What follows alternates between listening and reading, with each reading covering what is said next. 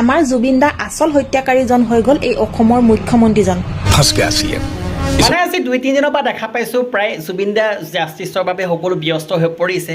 সেইবাবে কথাষাৰ মই এতিয়া পাইছোঁ বুজি যে অসমৰ ৰাইজে কিয় আছে যুঁজি, মানে আমাৰ জুবিন দা ভাগৰ ন্যায়ৰ বাবে।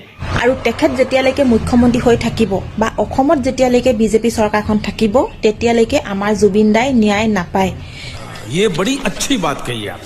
মানে এতিয়া কিছুমান অন্ধভক্ত আহিব কমেণ্ট বক্সত কমেণ্ট কৰিবলৈ যে এজনী গেদি হয়, কিন্তু এই গেদি নহয়, ই আমাৰ অসমৰ অসমীয়া ছোৱালী হয়। আৰু এতিয়া ইলেকশ্যনৰ আগত 10,000 টকা দি মহিলাসকলক যেনেকৈ তেখেতে ফুচুলাই ৰাখিছে ভোটটো পাবৰ বাবে, গতিকে সেই 10,000 টকাত কোনো ভুল নাযাব যেতিয়ালৈকে আমাৰ জুবিন দাই ন্যায় নাপায়। এই চৰকাৰখনক ভোট দিবলৈ 100 বাৰ ভাবিব। মানে আপুনি ক'লে হ'ব নেকি যে বিজেপিক ভোটটো নিদিব? মামাই কিমান পৰিৱৰ্তন কৰিছে সেয়া আমিহে জানো। মানে চামুচেদি বেলচাই যে নিয়ে আছে সেয়া আমিহে জানো। যদি ইচ্ছা কৰা হ'লে মুখ্যমন্ত্ৰী মহোদয়ে কিন্তু আমাৰ জুবিন দাক ন্যায় কেতিয়াবাই দিব পাৰিলেহেঁতেন, কাৰণ তেখেতৰ মাইণ্ডটো ইমানেই চোকা, তেখেতে কোনটো সময়ত কোন পাত হৰ মাৰিব লাগে ভালকৈ জানে।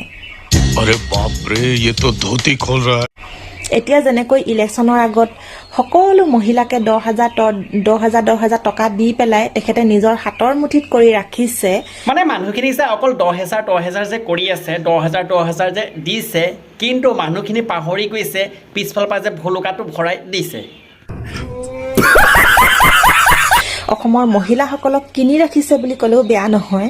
আৰু এতিয়া 8,000 নে 9,000 কিবা এটা অৰুণোদয় দিম বুলিও কৈছে। তাৰোপৰি এজন মুখ্যমন্ত্ৰী হৈ একদম মিটিঙত তেখেতে জঁপিয়াই নাচিব, মানুহক চুমা খাব, সাৱটি ধৰিব, ইমান মৰম চেনেহৰ অভিনয় তেখেতে কৰিব পাৰে ভোটটোৰ কাৰণে।